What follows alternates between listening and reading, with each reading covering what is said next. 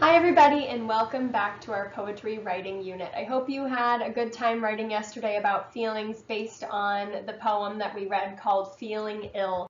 Today we're going to get started just by talking about notes about poems and reviewing what we've already learned. So yesterday we added to our list that poems have sensory details that help us see, hear, smell, taste, and feel what's happening. Sometimes poems rhyme, and sometimes poems have short lines. So I want you to think about that today as we add to this list and think about what you would add. And you can maybe even comment on this if there's something that you want me to add to this list for our next video. Today we're going to read a poem called Lullaby by Christine O'Connell George. And in this poem, I want you to close your eyes as you listen to it. And I'm going to read it through twice. So I'm going to read it through once. I want you to have your eyes closed and really try to picture what's happening. I want you to picture your own scene in your mind using all of the sensory details that she provides. And then you can open your eyes and I'll read it a second time. So Lullaby by Christine O'Connell George. Tree sighs softly as the birds patter about, her heavy old branches settling down, tucking their heads beneath their wings. She waits until dusk has shadowed her leaves, and when she's sure she's heard the last soft cheep, she rocks her birds to sleep. You can open your eyes now. I'm going to read the poem through one more time. Lullaby. Tree sighs softly as the birds patter about, her heavy old branches settling down, tucking their heads beneath their wings. She waits until dusk has shadowed her leaves, and when she's sure she's heard the last soft cheep, she rocks her birds to sleep. So in this poem, Christine O'Connell George uses something called personification. And that's when she might talk about an object giving the object characteristics as if it was actually a person, personification. So I want you to pause and think. What did you hear that helps you imagine this tree in your mind? What phrases, what words specifically were used that helped you picture the tree in your mind?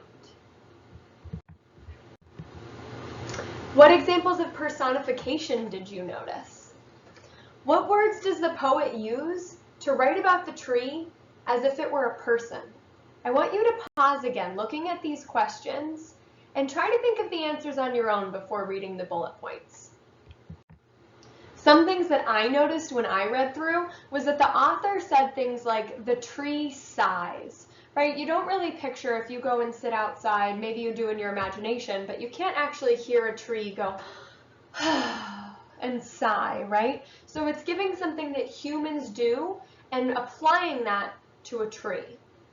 From a person to a tree, personification. The poet also calls the tree she.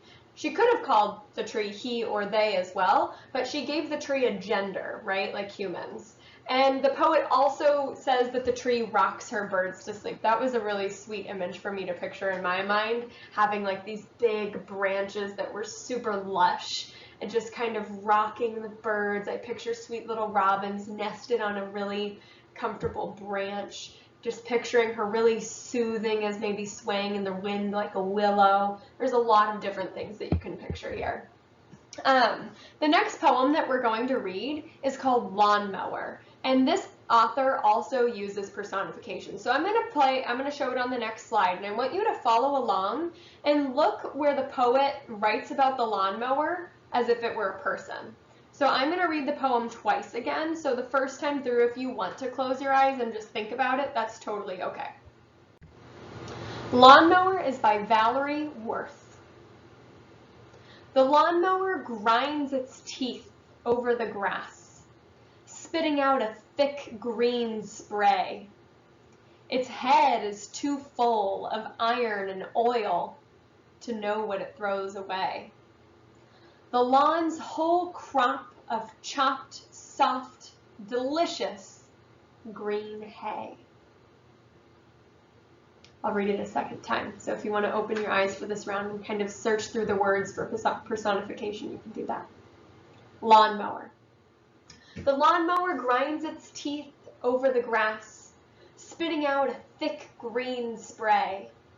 Its head is too full of iron and oil to know what it throws away. The lawn's whole crop of chopped, soft, delicious green hay.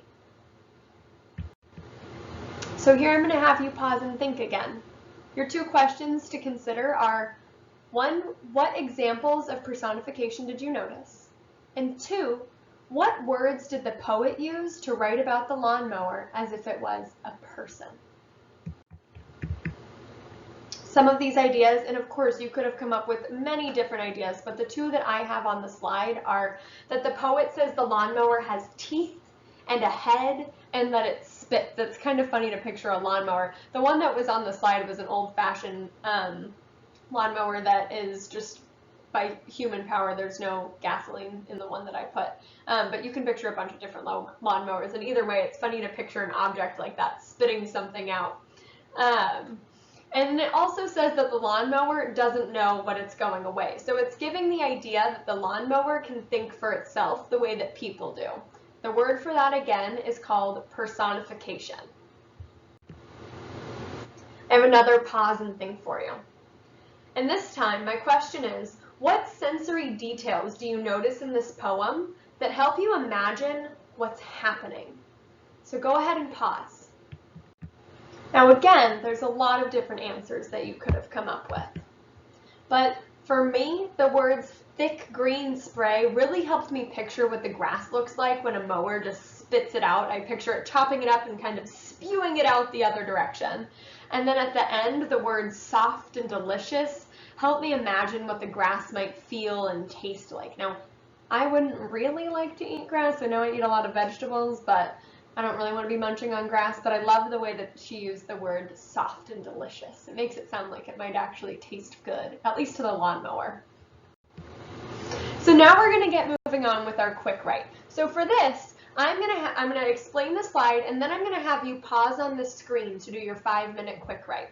So today, I want you to go throughout your house or your bedroom or whatever room you're in right now, and I want you to find an object that you want to write a poem about today. Maybe think about what objects in your room or your house might be really funny if they came to life, or really interesting. And when you get back with that object, I want you to sit it right in front of you, right at your table, with your little notebook out or your computer if you're going to be typing. And I want you to examine your object and really get creative, dig into your imagination, and think about what that object might do if it came to life. What would its personality be like? What would it act like? What would it do? What would it enjoy? What would it despise doing? What would it hate? And when you get started, I want you to also think about the sensory details, right? So what it sounds like, smells like, feels like, all that good stuff. So I'm going to have you pause the video right here, and I want you to look at a clock near you. If you're wearing a watch, if you can set a timer on your watch, if you want to write down your start time and your end time on your piece of paper, or set a timer on your device that you're using right now, all of those are great options. But remember, this is just to get ideas flowing. We're not worried about spelling here. We're not worrying about if this is the actual poem we're going to write later. You're just trying to get as much information out as you can. If you remember when we did those free write exercises, particularly when Virginia Schmidt came to visit us, the writer, and she was going through having us do quick writes, one of her #1 rules was never lift your pencil too far from the page. Her advice was to just keep writing when you do something like a quick write. So I want you to make sure that you try to do that as much as possible. It's just 5 minutes. You can totally do it. So go ahead and pause, and I'll see you back in a moment. So I'm going to add to our notes about poems list. We've already reviewed these first 3 bullet points about sensory details, rhyming, and short lines, and I'm going to add 2 more. One is that poems can be about anything, right? You probably were going through your room and thinking of all of these different things that you could add. I could write about my kitchen trash can or my dishwasher or a bowl of popcorn kernels, right? It could be about anything. The next thing is that you can write about an object as if it were a person. And that word again is personification. Now it's time for independent writing. So remember, this should take you about 20 to 30 minutes, and it should be a consistent 20 to 30 minutes where you're just sitting down, quietly writing, just the same way that we would in class. So the first thing that you're going to do is continue writing about what you started during your quick write. So if you picked an object, I want you to try to write a poem about that object, or a different object in your house if you really don't like the one that you picked. Then I want you to you have 3 choices if you finish before the 30 minutes are up. Then you can either continue feeling poems from yesterday, you could pick another object and write about that, or you could free write a poem in any style about anything that you choose. So the first one though is continuing what we did today. After that, it's up to you what you decide. You don't have to do all 3 of them. The main goal here is to be writing independently for 20 or 30 minutes. If you want, you can keep this slide up after the video ends, or you can scroll back and look at the poem Lullaby or Lawnmower if you want to see examples again. But for now, I am out of here. I can't wait to see what you write. Feel free to share your poetry with friends, family, and classmates, and go bees.